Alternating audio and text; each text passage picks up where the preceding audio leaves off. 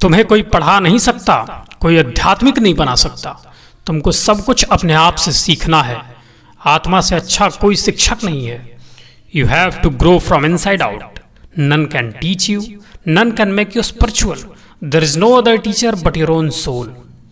तो नमस्कार दोस्तों, आज हम जानेंगे कि जीवन में सफल होने के लिए स्वामी विवेकानंद द्वारा बताई गई 4 बातें जो आपके जिंदगी में एक बड़ा ट्रांसफॉर्मेशन ला सकती है, एक बड़ा बदलाव ला सकती है, आपके माइंडसेट को अपग्रेड करने में सहायक साबित हो सकती है।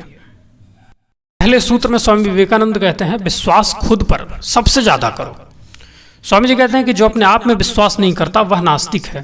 प्राचीन धर्म के अनुसार जो ईश्वर को नहीं मानता वह नास्तिक है। लेकिन स्वामी जी कहते हैं कि यदि तुम पुराण के 33 करोड़ देवी देवताओं पर विश्वास करते हो, परंतु यदि अपने आप में विश्वास नहीं करते तो तुम कुछ नहीं कर सकते। इसलिए सफलता का पहला सीढ़ी है खुद पर विश्वास।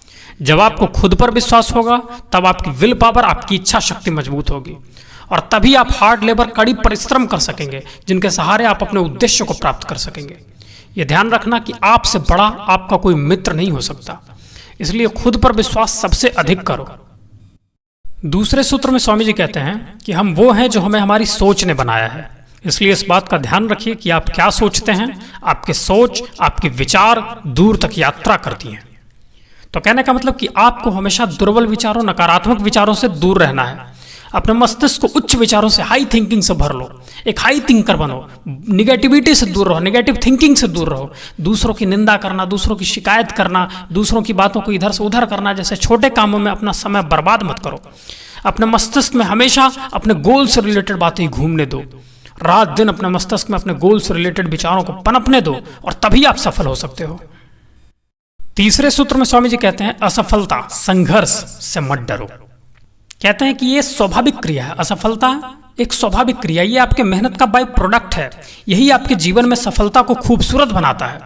असफलताएं आपके जीवन में संघर्ष को बढ़ाती है। आप जितना संघर्ष करेंगे उतने ही अनुभवी होंगे और उतनी ही बड़ी सफलता आपके कदम चूमेगी। जैसे कमल कीचड़ में खिलता है, सूर्य तपता है तभी चमकता है, उसी प्रकार सफलता का जन्म संघर्षों में ही होता है।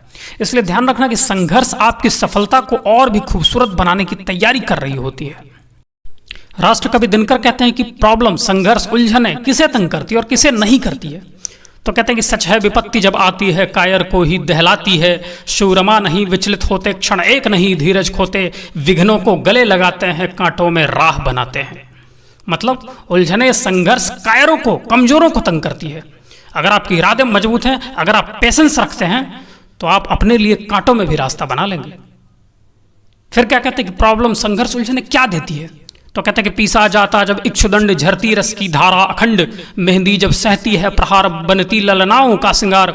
जब फूल पिरोए जाते हैं हम उनको गले लगाते हैं। जब इक्षु को, ईख को, गन्ना को जब पीसा जाता है तब उसमें से मीठा रस निकलता है। जब हम फूल को पिरोते हैं, उसे माला तक बनाते हैं, तब क्या करते हैं लोग अपने गले का हार बना लेते हैं।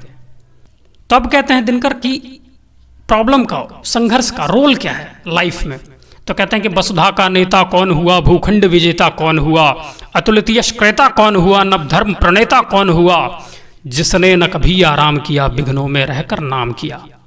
क्या कहते हैं कि नेता कौन हुआ, विजेता कौन हुआ, राजा कौन हुआ। तो कहते हैं जिसने न कभी आराम किया विघ्नों में रहकर नाम किया। तो ये ध्यान रखना कि उलझने हमेशा आपको सुलझाने के लिए आती है। चौथे सूत्र में स्वामी जी कहते हैं कि शक्तिशाली बनो, शारीरिक रूप से, मानसिक रूप से। कहते हैं कि हम लोहे की मांसपेशियां और फौलाद की नसें चाहते हैं। तुम गीता के अध्ययन की अपेक्षा फुटबॉल के द्वारा ही स्वर्ग के अधिक नजदीक पहुंच सकोगे। तुम्हारी नसें, मांसपेशियां मजबूत होंगी तभी तुम गीता अधिक अच्छी तरह से समझ सकोगे। तुम अपने शरीर में शक्तिशाली रक्त प्रवाहित होने पर ही श्री कृष्ण के तेजस्वी गुणों को अधिक समझ सकोगे। क्योंकि जैसे स्वस्थ शरीर में ही स्वस्थ मस्तिष्क का निवास होता है और तभी आपकी इच्छा शक्ति मजबूत होती है और आप सफलता के नजदीक पहुंच सकते हैं।